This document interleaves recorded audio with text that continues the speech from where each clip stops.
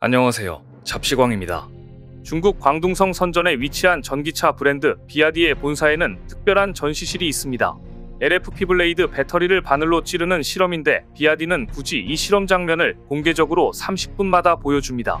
이 실험을 보여주는 목적은 NCM 배터리는 송곳으로 찌르면 불에 타지만 자신들이 사용 중인 LFP 블레이드 배터리를 바늘로 찌르면 불에 타지 않는다는 주장을 펼치기 위해서입니다.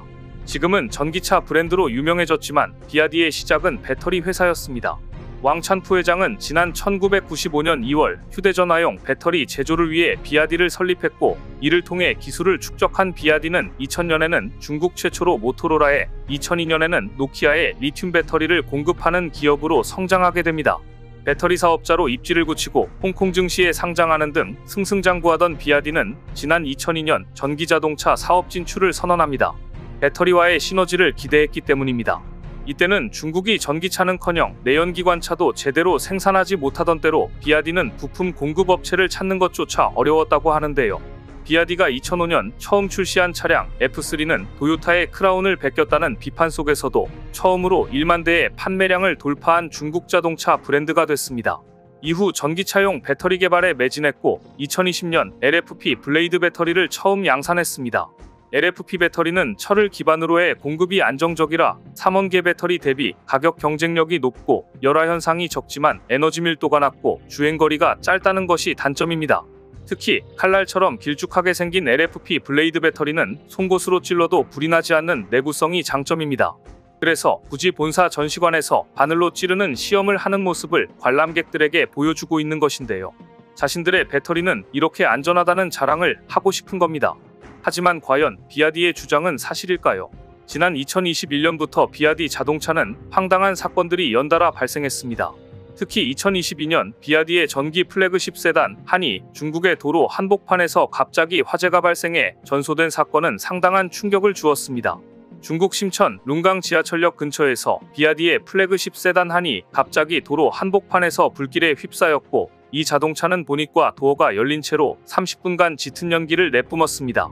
소방대원들이 도착해 화재가 발생할 것에 대비할 무렵 차량의 실내에서는 강한 불길이 솟구쳤습니다. 소방대원들은 물대포로 진화하려 했지만 전소될 때까지 불길은 쉽게 잡히지 않았습니다. 그런데 이 사고는 지난 2021년 비아디가 자사 모델 라인업 출시 행사에서 2020년 개발한 블레이드 배터리의 안전성을 특별히 강조한 이후 발생해 더욱더 비아디를 궁지에 몰아넣었습니다. 당시 비아디는 50톤에 육박하는 트럭이 블레이드 배터리를 밟고 지나가는 테스트와 발열 위험을 확인하는 모침투 테스트에서도 파손되지 않는 영상을 공개하면서 이제 안전하다며 자신감을 표출했는데요. 심지어 왕찬푸 비아디 회장은 배터리 폭발은 전기차 시장의 발전을 위협하는 가장 큰 적이라며 비아디가 독자 개발한 블레이드 배터리는 3원계 리튬 배터리보다 안전하다고 거듭 강조했던 것입니다. 그랬는데 2022년 한 해에만 40건 이상의 자연발화 사고가 발생했고, 결국 비아디는 자사의 당 모델에 대해 배터리 팩 누출 및 트레이 벤트 밸브에 고르지 않은 점이 있다며 전량 리콜하겠다고 발표하기도 했습니다.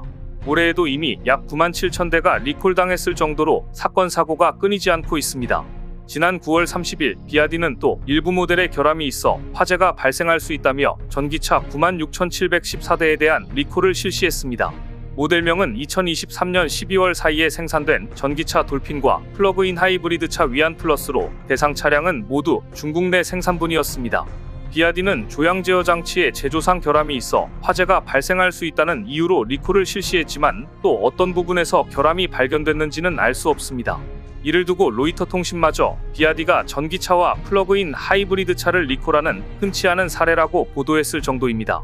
하지만 비아디 배터리 사고의 활용점정은 바로 이 사건이었습니다. 바로 지난 5월에 발생한 비아디 쇼룸 전소 사건이 그것입니다. 비아디의 전기차 화재는 특히 2021년과 2022년에 집중적으로 발생했습니다. 지난 몇 년간 품질 문제를 해결한 것으로 보였지만 지난 5월에 발생한 쇼룸 전소 사건을 보면 역시 품질 문제는 해결하지 못한 것으로 보입니다. 당시 푸저우 소방국에 따르면 화재는 전시장 내부에 주차된 전기차에서 시작됐습니다. 소셜미디어에 공유된 영상에는 화재가 전시장을 휩쓸며 대규모로 번지는 모습이 담겼습니다. 다행히 이번 사고로 인명피해는 없었지만 소방차 7대와 소방관 29명이 약 1시간 동안 진화에 나섰습니다. 전시실에 그을린 잔해를 보여주는 영상으로 미루어 불길이 쉽게 잡히지 않은 것으로 보이는데요. 전시장 건물 전체가 불에 타고 내부 차량도 전소했는데 화재 사건의 정확한 원인과 이로 인한 손실 정도는 아직 발표하지 않았습니다. 쇼룸에서도 배터리를 송곳으로 찌르다가 화재가 발생했는지는 알 수 없지만 분명한 사실은 자사의 차량을 전시하는 쇼룸에서마저 전기차가 화재를 일으킬 정도였으니 쇼룸 전소 사건은 비아디의 이미지에 상당한 타격을 주었습니다. 그럼에도 이들은 더욱 조직적으로 움직이고 있습니다. 최근 인터넷상에 한국산 자동차를 누가 타 중국 전기차가 대세다라는 식의 댓글이 이어지고 있어서 이상했는데 아니나 다를까 중국 댓글 부대들이 열심히 댓글을 단 결과였습니다. 중국이 조직적으로 한국 기술을 폄하하는 댓글을 남기고 있다는 연구 결과가 나왔습니다. 그리고 그 악의적 비난 댓글은 한국의 기술력이 돋보이는 분야, 즉 전기차와 배터리, 스마트폰, 이커머스에 집중되어 있었습니다. 한중 경쟁산업 분야에 대한 인지전 실태 파악이란 보고서를 보면 연구팀은 2023년 6월부터 8월까지 네이버, 유튜브, 네이트 등 온라인 플랫폼에서 전기차, 배터리, 스마트폰, 이커머스 등 한국과 중국 간 경쟁이 치열한 산업 분야 관련 기사에 달린 댓글을 분석했습니다. 연구팀은 중국식 번역체, 중국 고유 아이디, 프로필 특성, 아이디 반복 댓글 등 10가지 식별 기준을 적용해 중국 의심 계정을 찾아냈습니다. 이중 댓글 이력 확보가 가능한 네이버를 중심으로 이들 계정의 전체 댓글을 수집 및 분석했습니다. 네이버에서 키워드 중심 70개 기사를 무작위 수집해 분석한 결과 댓글 중 중국인 추정 계정이 77개 이상 발견됐는데요. 이들 계정은 점조직처럼 움직이며 2개의 그룹으로 나뉘어 활동하고 핵심 인물의 조율하에 특정 산업 관련 기사에 집중적으로 댓글을 게재한 것으로 확인됐습니다. 그야말로 댓글 부대가 움직이고 있었던 것입니다. 이 중 한 네트워크 그룹은 닉네임 채냥, 채니에치 등이 허브로 주도했으며 다른 네트워크 그룹은 닉네임 XUF와 서울브리지 등이 허브로 활동 중인 것으로 드러났습니다. 지금까지 늘 의심스러웠지만 국내 경제 분야에 대한 중국의 조직적 댓글 조작 실체가 확인된 것은 이번이 처음이었습니다. 연구팀은 한국인 추정 계정의 경우 기사에 따라 댓글을 달거나 달지 않는 등 불규칙한 활동을 보였지만 중국인으로 의심되는 계정들은 특정 키워드 기사에 일제히 다같이 댓글을 다는 등 비정상적인 분포를 보였다고 설명했습니다. 예를 들어 전기차 관련 기사 댓글 중에서는 중국 자동차 품질 좋아졌는데 현대차 기아 누가 사냐? 하루라도 빨리 접는 게 돈 버는 거다. 중국 거 한번 타봐야지. 흉기차 봐라. 좀 긴장해야 된다 등의 겁주기 사례가 자주 발견됐습니다. 유튜브에서도 중국인으로 추정되는 239개의 계정이 발견됐습니다. 유튜브의 기사별 최대 댓글 수는 2698개로 가장 높은 빈도로 조직적 여론 선동 작업이 활발히 이루어지고 있었다고 연구팀은 밝혔습니다.